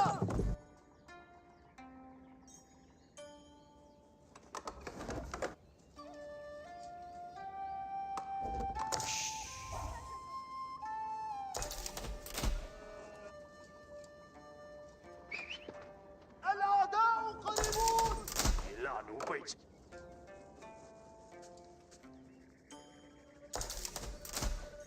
休耕者，敌军射击了，备好射击目标。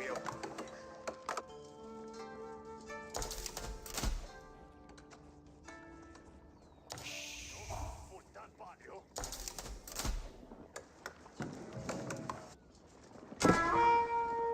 有人在救我们！你准。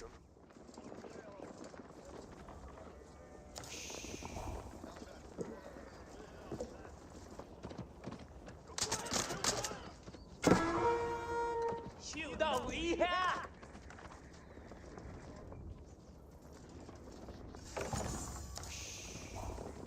喜欢。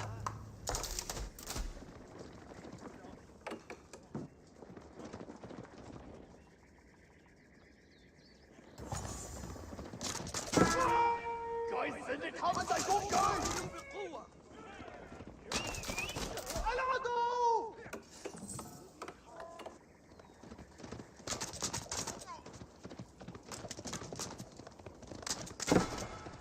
Sorry about that. 救我！ Looks like Magetta's pushing forward with some Zinch news. 两地现 Got some defensive horsemen here, a great counter to them. And let's fix the camera angle. Or maybe this is the correct camera angle. We have there's that weird placement there where you focus more downwards into a crater. My apologies, I don't think my lunch is agreeing with me. Looks like I didn't miss too much. Zinch news push on forward, find some Zinch news. And it looks like got a veteran not being pulled on the field. He sees that, going, and his opponent only is going for Zinch news. Going for a good number of horsemen are a good counter this point in time. It will counter the Zinch news, as well as able to hit the battery rooms for a reasonable well. The Absent player does have a handful of spearmen, which is not important moment in time. Best keep them along the flanks towards potential raiding location of opponent horsemen or lancers in the future. Blue's now eyeing for a additional tower here for more villager storage. There's currently 16 villagers here. There's only enough room right now for 10 inside the town center, 15 with the outpost. Notable batteries not being employed on the field. More horsemen in order. He's going for pierce armor. His opponent already has come for pierce damage. So this will make them a bit more effective. Once the pierce armor goes up, the Zinch news will do 2 damage per arrow, 6 damage per volley. Right now they're doing 9, which is significant. Does get inside the town center outpost now. He needs to micro the town center to hit those archer Zinch news. They do have also pierce armor, so they take a little bit less damage here. 5 damage per arrow, still a sizable amount. He does force him back there. And it's going to be retasked onto those forest puppers now. So he's running out of forest puppers to claim. More Zinch news being pulled on field. He may just gets his time to build more horsemen, which he's currently not building. He's trying to advance the next age. He has enough food for it. 听好，命令来了，前进，士兵。 These forest puppers have not been cleaned just yet, nor has these, but these ones looks like being cleaned up by blue now. Shepherds coming on forward. They're ready to bop some sheep. Military wing on the build queue now, which will allow him to get composite bows as well as the agriculture and food camp. Going for some good number of archers will be effective with Zinch news. Zinch news do have 4.5 tower range, which is shorter than regular archer range. And the increased attack speed would be very useful against them as well. Astronomical clock tower now being employed out, which will allow them to pull out some more healthy siege weapons. Clock tower and SBs can be useful if his opponent goes for a large number of archers, but at this point in time, probably not, because he's going for mass horsemen. You have seen a couple spearmen now mixed on in. Very good. He probably should eye for more spearmen. 听到了。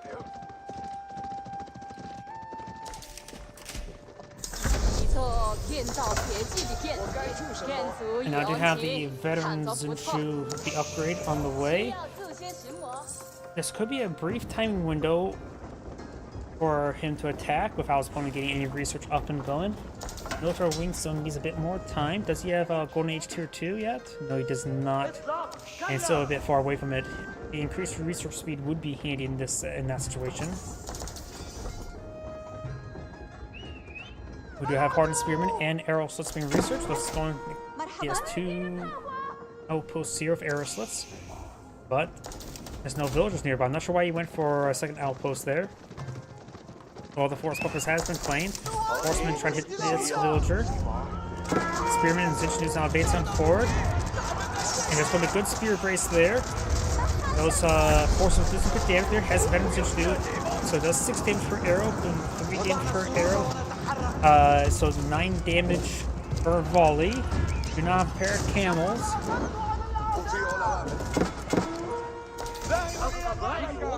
Get some good damage there as well. Now starting to re-engage. The camels don't do any close damage, but they do have good outright damage and good health. Counts of arrows now raining on in. Do have some palace guards on the field. The man-at-arms here that moves pretty quickly, but has 1 less armor. This town center will go down. The Chinese blue is still on 1 town center as well, so blue has a great villager advantage. It can be quick. It can be evened down if it goes for a 7 town center. It could be acted as 2.5. So it'll take a bit of time to catch up even then. Absent players, of course, can deploy out. Has some free improved engineers. Looks like that horseman and scout does go down there. 集中注意力，士兵们，所有人集合，平均。 ينبغي لهذا أن يظل أن يتبع لديك لأفعل Villagers are collecting a bit of wood there. Does get fresh lumber camp. These villagers will get gunned down. He does not have textiles at the moment. Does get inside the town center. This additional town center is going to fit 10 villagers. Lance is now turning forward into the Zinchnu's. They do have 5 pierce armor. The Zinchnu is at 7 damage, so they do 2 damage per arrow. Veterans making their advance. Absent player may want to go for more horsemen. Horsemen is still going to be useful in this situation. Sure, they have diminishing turns versus Palace Guard, but they will still be very effective versus those Zinchnu's. Those not popping out, trying to push down these battering rams. Lance is now engaging these Zinchnu's, and now they do have 6 pierce armor, so they take 1 damage per arrow, so 3 damage per volley. Exile's not researched by the absent player as well.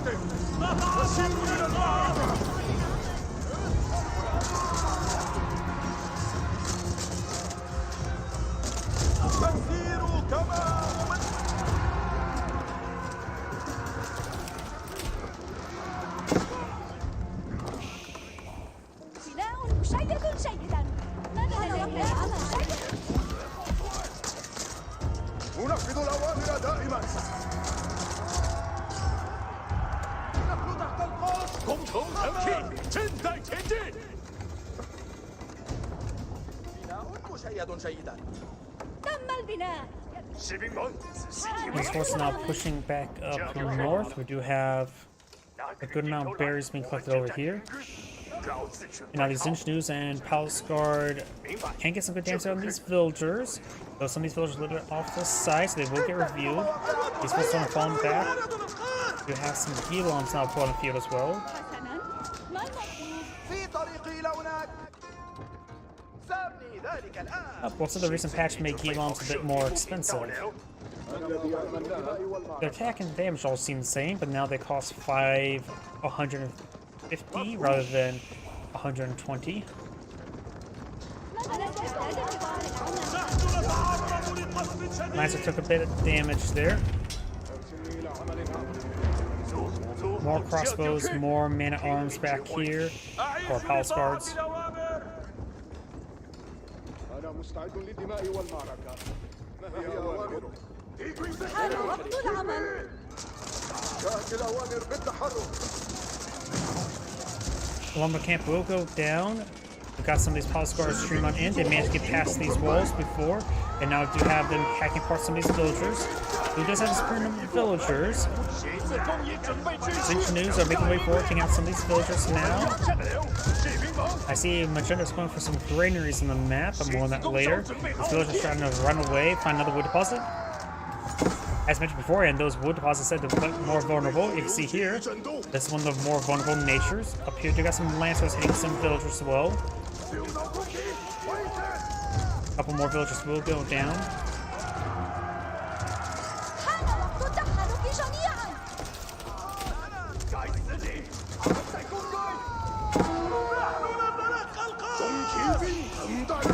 Gilam now engaging these palace guards. These palace guards are getting some good damage. The Gilam will eventually deal with it since those palace guards are focused on the villagers.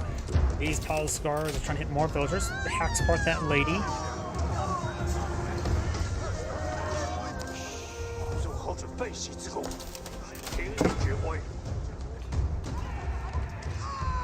Villager does go down. Palace guards are pursued by Gilams. And that palace guard does get cleaned on up. Magenta's now eyeing for textiles.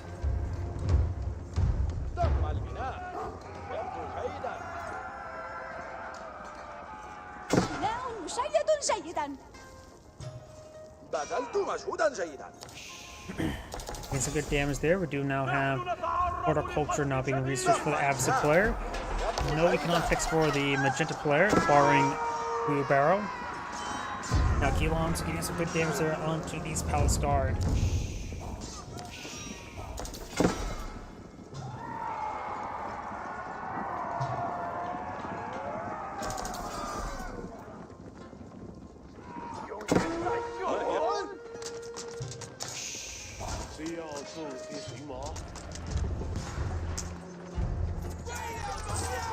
Spearmen, Palace Guard on track forward, and now the Lancers going on down, and the Clock Tower Nest of Bees has been completed. We've got a very good number of Gilons here. More of these villagers are starting going down. Nice Lancer hits there. Magenta has killed 30, Blue's only killed 9. That knight does go down now, or Lancer. And now got the Palace Guard being picked on off. Palace Guard engaging the Exotic Doggo. And the Exotic Doggo gets sliced apart. Zinch News with a handful of crossbows now advancing on forward. Gilums do have 6 pierce armor, so they take 1 damage per arrow from the Zinch News. And now that villager's a porcupine. All those villagers quickly goes down. They want to not be torching down farms. After all, it's pretty hard to destroy farms with a bunch of arrows like that. Forest Pupper is getting interrupted by the Lancer. Some of these villagers are starting to go down to the Lancer now.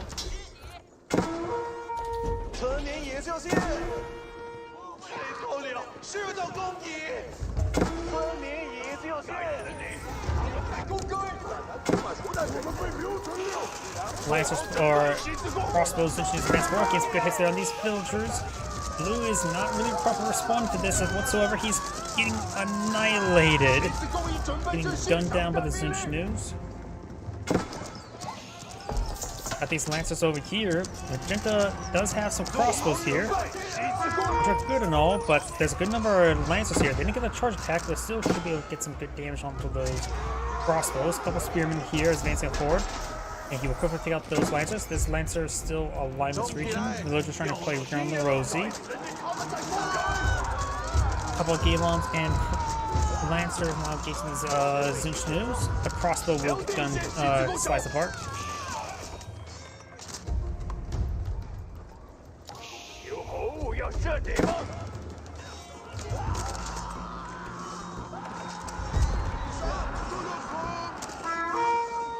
أعيش للقتال.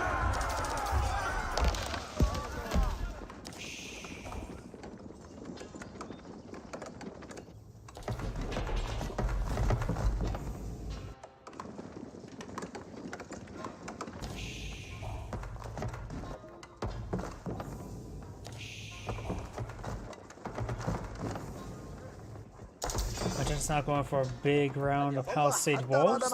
Blue may want to go for some palisade walls here. ينبغي لهذا أن يظل حتى 机。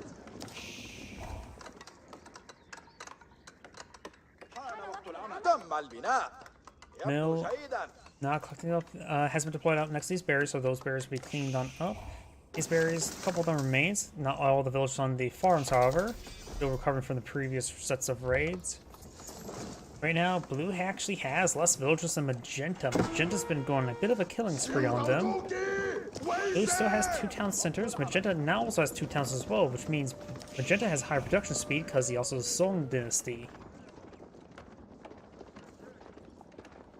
We do not have the lumber research there. Lancer moving around.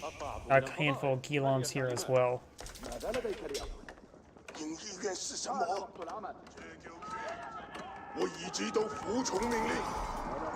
House guards will be hit by the Lancer. 重骑兵，我们出发了。 Oh, right here, Mangonel. 重骑兵， Nope, we've got a Spring Gull being deployed out, and a Mangonel being deployed up by the Abbasid player. 听候指令。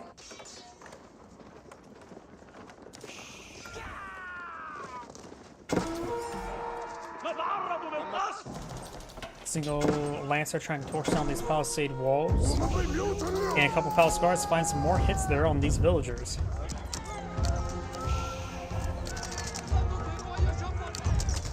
Couple crossbows here. 重骑兵， Those inside the town center.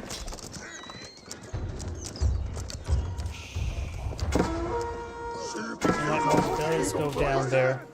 Elon's trying to pursue these Palace Guards now. 重骑兵，等待中。我该做什么？ أولئك الجبناء يطلقون.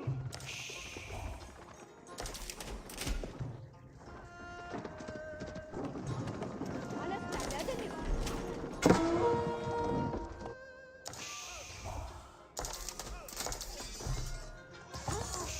لأجل الشرق. Oh, that Zardago does go down to a Mangonel. 大家都 Palace 准 Guards 备 for 好 4, 了 they're。wounded. 你们知道 Right now, 接下来 Magenta's armies all scattered across the map. The small forces are being picked off one at a time. We do got decent spearman force, supported by a good number of crossbows. And we do have 3 clock tower and a nest of bees. 士兵们，仔细听命 A 令。 handful more crossbows would not hurt Magenta right there. It'll hurt his opponent, that's for sure. Right now, Blue's army's almost entirely armored. We got the Gilons, the Lancers. Of course, now got some crossbows and some Camel Riders being put on the field.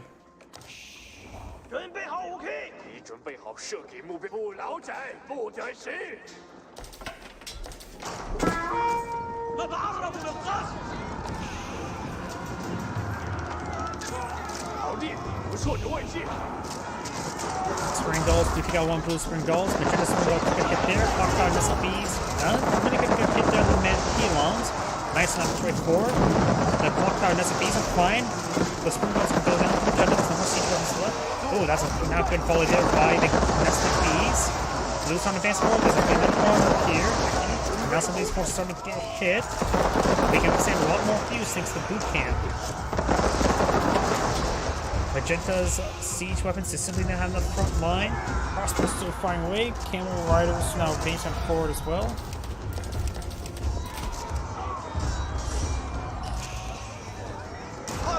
Couple Spring Gulls here, hitting the camels. One of the Clock Tower SPs will go down. There goes the Spring Gulls. Another Clock Tower SP goes down. And this one's going to sort of slow down a little bit, but will escape through the walls. So hitting this range force there. Got of course the Barnacle Sun firing away. It gets some great AoE damage right there. We focus on the crossbows. Of course, unlike Mega Nose, these guys do not do bonus damage versus range. They just have just straight up good damage across all the targets.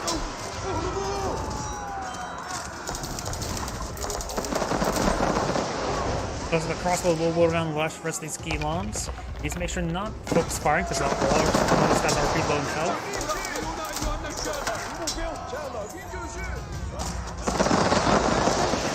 Blue and Magenta both forces are pretty bad and bruised. Got good normal camels being put on the field, which are not classified as heavy.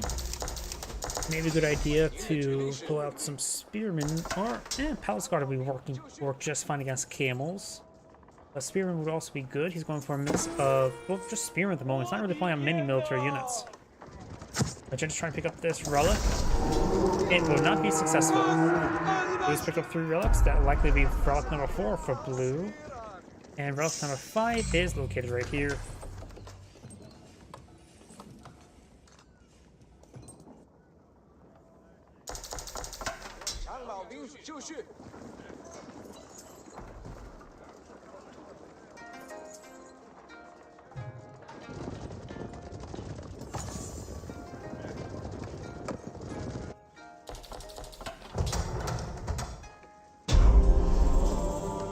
Magenta has now claimed up a sacred site there, gave him some good gold generation. 尽在听穷安排。需要这些什么？ Lockdown SB does find a volley down the camels. Camels just have high health, so it's really actually hard for some units to deal with them, like siege weapons. They offer 270 health, which is basically like a knight with Boyar's fortitude. Their damage output costs a lot less than a knight's, but of course specialized for cavalry. Crossbows will not cut it out. They have too much health, and the crossbows are just don't pack enough hits. He's going for a big line of stone walls there, trying to clean up that actual breach right there. Maybe I'll just go ahead and ghost that last bit of wall segment there, but it looks like the wall in front of it's not even down. Man-at-Arms or Gilom's now trying to build out some more of these spring golds.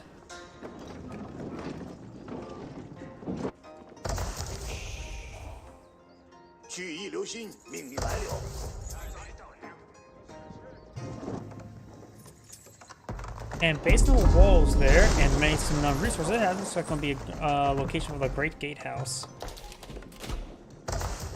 You now the Great Gatehouse not being employed out on the field, which is it'll help protect the flank. Won't really help him protect this not flank, the front. Now got 3 Mangonels here with 2 Spring Golds in tow. That's going to be a lot of Mangonel fire against this very vulnerable army to such fire. Doesn't have a Spring Gold in place in the Spartacus Sun. It does pop. And there's the Great Gatehouse. Spearman now trying to engage these camels. They do have 5 melee armor building. They do get some good bosses. We've got some good granaries here that could be exposed. There's them now on top of high ground. Spearman to gain some damage on the Mangonels. Next to the Great Gatehouse is still classified as siege damage in this current patch. Yes, it is.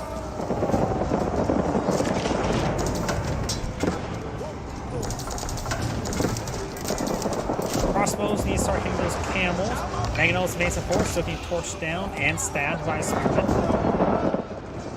Camel Rider still push way forward. Doja counts 116 to 116.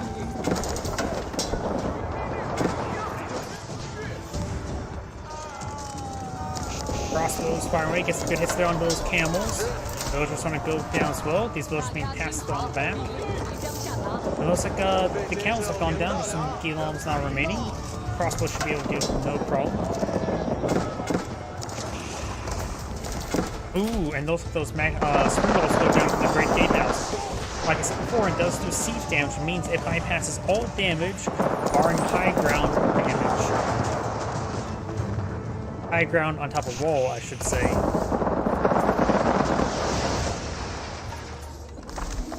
And a couple other minor bands like it reduces all damage.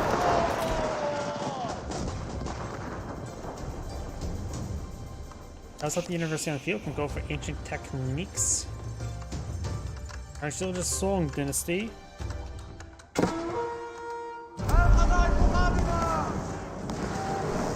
Keep this set up in this region. Chinese keeps to have 3-hand cannoneers, provide some good damage output. He's broken through the palisade wall there. Camels trying to advance forward. These villagers, there's 60 villagers there, so 15 of them can't get inside the keep. Trade Week now being researched by the Absent player. Absent trade is even better than even Mongol trade. They're cheaper, and they can be researched to have even better trade collection.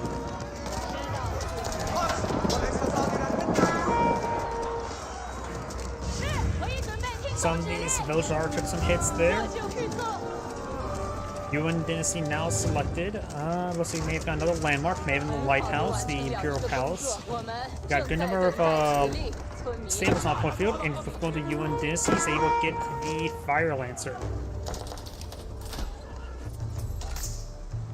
And now the villagers are, he was back up to 20 seconds, so now the Yuan Dynasty and up the Song Dynasty.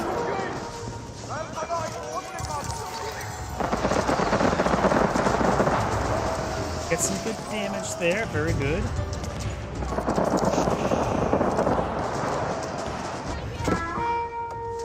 Camels getting some damage over here. One more villager will go down if the camels go down.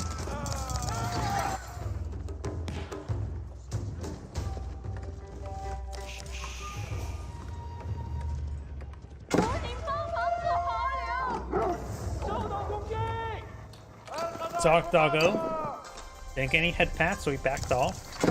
There's Imperial Palace, which is basically a lighthouse. I would call it a lighthouse because it gives you 28 tiles of range. Also going to act as the Imperial Spies for additional, so you can see where your opponent's villagers are at. Now both players in Imperial Age now. For the trade wing, he's able to get some good trade. He has already 4 markets here, and has a massive number queued on up. They are cheaper traders as well. They're providing, they cost 40-40 rather than 60-60, or the Mongols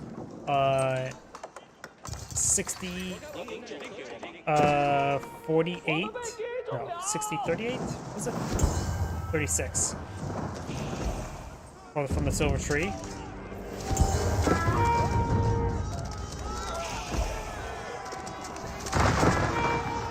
Got some Fire Lancers spawn field. Camels will reduce the damage received from the Fire Lancers.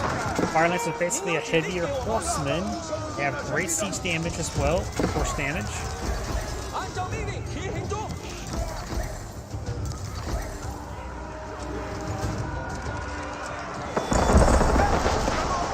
Clock down an S&Bs. Let's get a bit of fire there. Over here, now these Fire Lancers advance on forward. Of course, they will do less damage, but their splash charge attack will do some serious damage to all these villagers.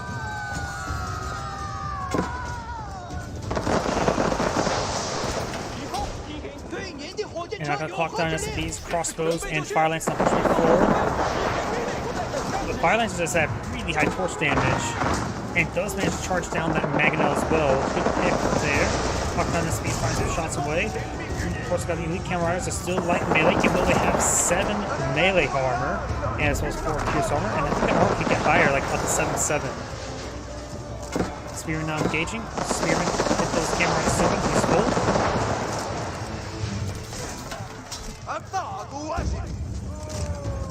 They do also 312 health, which is quite significant. Bowlines can also improve the health even further.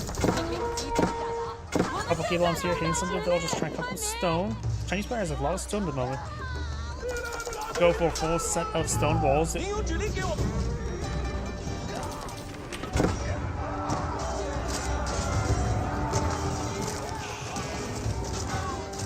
Hand cannoneer firing away, getting a bit of damage on all these forces.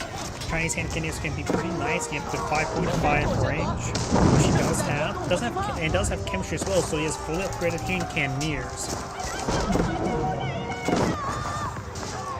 Lancers push forward against the charge attack even splashing down the structures.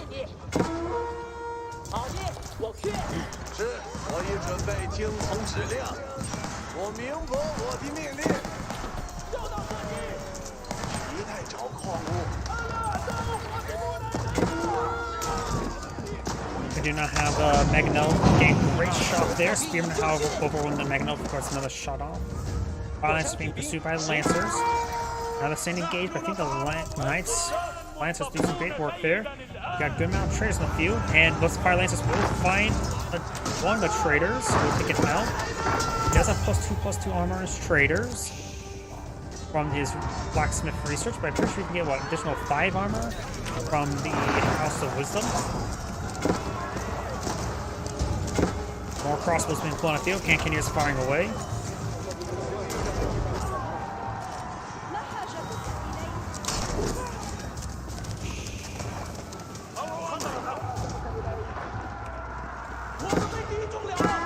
Those are starting to go on down there to some Fire Lancers. Let's see what House of Wisdom research has gotten. Oh, he doesn't have Composite Bowman just yet. I don't think I've seen any Bowman recently. Oh, I should go for Agriculture, the additional collection rate, which is cheaper than the final level of farming as well.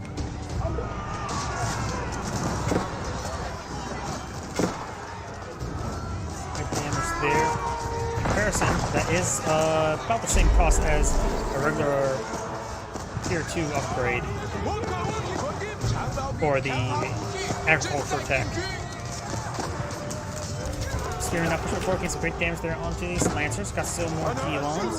Now it's going to go for the Grand Bazaar, giving him plus 25% resources from his traders of any select resource. Gelons now engage these Spearmen in melee, very good.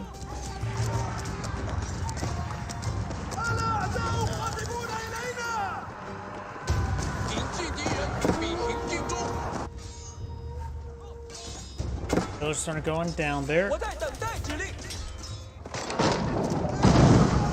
Does get good hit there as well to have those Macheta forces. Macheta does have army of 55. The Absent only has an army of 21, so he needs time to reproduce. He does have a good number of Gelons on the field, and even more Knights or Lancers. Rocktower Bombard, now trying to bombard the keep. These pivots there on these villagers, taking a good number of them out. Blue has less villagers, but Macheta's killed 125 villagers, Gabe. Jeez. Blue did a good job of killing off 37 villagers as well. Does manage to keep the bombard will close it up. Batter it down.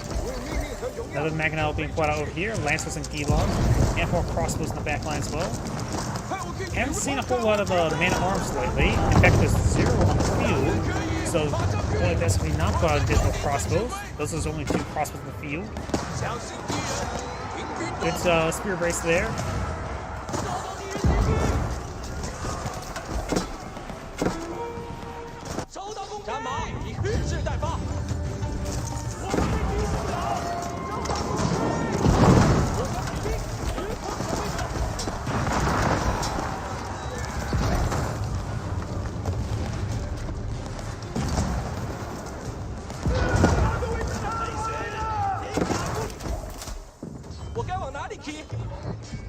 Lancer and Elite Fire Lancer are now engaging. He only doesn't even have upgraded Lancers at the moment, which is actually interesting. You may want to go for the Elite Lancer research. We do, of course, have the Elite Gelons. And Canyoneers getting some good damage. Bombard.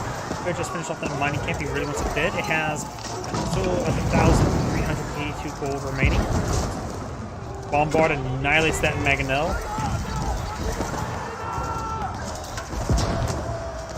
Gelon's now engaging the Cannoneers.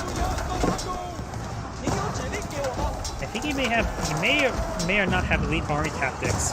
Maybe take a better look at one of them. No, he does not. In fact, he's actually missing some melee damage. This is actually a pretty important upgrade for Gelon since I have high attack speed. And looks like the Abbasid player does back up the game. This is Andy Great saying thank you for watching, and on to the next replay. I'm probably going to call the stream early tonight. I think my lunch is not really agreeing with me, so my apologies. So everyone, thank you for watching. Have a good